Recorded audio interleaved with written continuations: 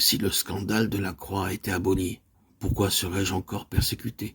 Galates 5, 11. Car je n'ai pas jugé que je dusse savoir autre chose parmi vous que Jésus-Christ et Jésus-Christ crucifié. 1 Corinthiens 2, 2. Il y a une révélation intérieure du calvaire, de toutes les douleurs et de toutes les humiliations que le Christ y supporta, des possibilités magnifiques et des bénédictions inépuisables qu'il y conquit pour le monde perdu. Révélation qui embrase l'homme d'un immense amour, d'un ardent amour pour l'homme de douleur. Jérémie 29. Alors la pensée dominante de la vie devient celle-ci, que le Seigneur voit des fruits de son travail et soit satisfait. Elle absorbe tout autre sentiment, tout sentiment personnel de sacrifice ou de gain. Cette passion, l'apôtre Paul l'a connue, sa vie tout entière en fut la manifestation. C'est elle qui s'exprime en tant que de passage des épîtres, en particulier dans celui des Corinthiens. Il nous est difficile de comprendre aujourd'hui tout ce que ces paroles impliquent, d'entière consécration, de complet oubli de soi. Aujourd'hui, la chrétienté a glorifié la croix, mais alors, elle était l'instrument de supplice réservé aux plus grands criminels. Son nom était associé à ce qu'il y avait de plus odieux, de plus horrible, comme aujourd'hui le nom de guillotine. Il fallut rien de moins qu'une visitation d'en haut, une révélation céleste pour que l'orgueilleux pharisien fût amené à se glorifier en la croix et à ne pas avoir honte d'un si extraordinaire évangile. Les bois de justice où meurt un criminel, cela, le salut du monde. Quoi d'étonnant à ce que Festus et sans doute bien d'autres avec lui aient traité l'apôtre de fou.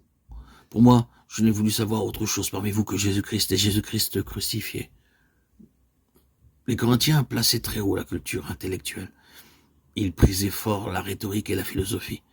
Mais ils étaient profondément corrompus, plongés dans le péché. Sans doute, l'apôtre Paul dut se demander, lorsqu'il arriva au milieu d'eux, quelle ligne de conduite il vaudrait mieux suivre pour les amener à Christ. Adapterait-il son message au milieu? Emploierait-il lui aussi les arguments de la sagesse humaine et de la philosophie, comme il eût pu le faire?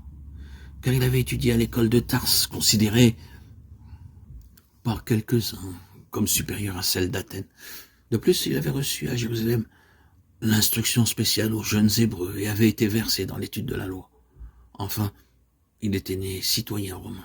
Allait-il se prévaloir de tous ces titres pour rencontrer les Corinthiens sur leur propre terrain? Il pressentait ce que serait leur verdict s'il n'étayait pas son message sur quelque courant philosophique, s'il ne l'enveloppait pas d'éloquence. Où était le devoir? Qu'allait-il faire? Délibérément, l'apôtre jette les âmes charnelles. Il annoncera purement et simplement un Messie crucifié et comptera uniquement sur l'action du Saint-Esprit pour manifester que la prédication de la croix est bien la puissance de Dieu. De sorte que la foi de tous ceux qui croiront sera fondée non sur des paroles de sagesse humaine, 1 Corinthiens 2,4, mais sur la puissance du Dieu.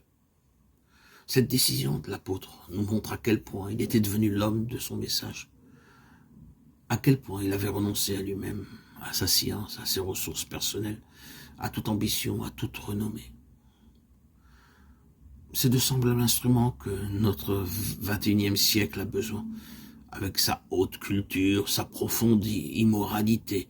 Il a besoin lui aussi d'entendre la voix de messagers qui, comme l'apôtre, ont décidé de ne prêcher que Christ et Christ crucifié, d'hommes qui, rejetant toutes les armes charnelles et tout recours à la sagesse humaine, mettront uniquement leur confiance en la puissance de Dieu pour rendre témoignage à la prédication de la croix.